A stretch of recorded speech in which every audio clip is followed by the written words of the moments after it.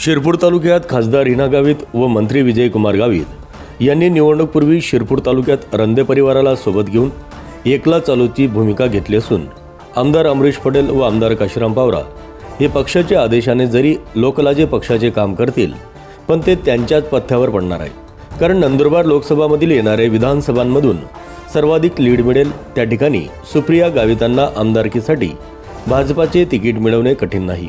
भाजपा पक्षाने गेल्या वेळेस डॉक्टर ठाकूरला दगा देऊन काशीराम पावराला तिकीट दिले होते। आता लीडच्या जोरावर सुप्रिया गावितांना तिकीट देण्याची शक्यता नाकारता येत नाही।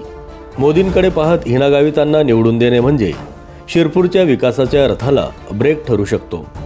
कारण पटेल परिवार हा तालुक्याला आपला परिवारसारखे वागतात, त्यामुळे गेल्या वेळी जनभावनेचा आदर करून ते भाजपात गेले होते। पण आता भाजपची कूटनीतीचा तालुक्याला धाक वाटू लागलाय।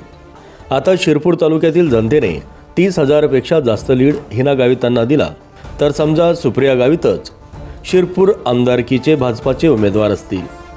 एकीकडे स्वतंत्र चूल मांडतात तर दुसरीकडे बंगल्यावर जेवायला जातात। हे चित्र 4 ते 5 वर्षानंतर पाहायला मिळतं। म्हणून गावितांवर दाखविलेले प्रेम स्थानिक आमदारावर अन्यायाचे कारण ठरू शकते। म्हणून मतदार संभ्रमात आहे। शिरपूर मतदारसंघ उत्तर महाराष्ट्रातील लीडबद्दल ओळखला जाणारा मतदारसंघ आहे।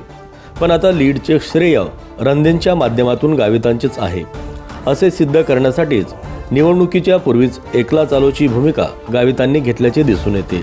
नंदुरबार लोकसभा क्षेत्रातील बरेच दिग्गजांचे विरोध असतानाही हिना गावितांनाच तिकीट मिळाले म्हणून त्यांना शिरपूरला आमदारकीचे तिकीट मिळवणे कठीण जाणार नाही। पण ते सर्वसामान्य शिरपूर तालुक्यातील लोकांना परवडणार नाही। गावितांकडे जाणारे ठराविक 10 ते 5 लोक सोडली तर पाण्याला पण कोण विचारले जात नाही। असे किस्से काही भाजपचे मित्रांच्याच तोंडी आले आहेत। पत्रिका देण्यासाठी गेल्याने अनुभव घेतल्याचे बोलले जात आहे। खासदारकीत लीड देणे म्हणजे तालुक्याला स्थानिक आमदार गमावणे असे असेल। हे विचार करूनच पुढील दिशा मतदारांनी ठरवणे गरजेचे आहे। Bureau report, Patil live news, Shirpur.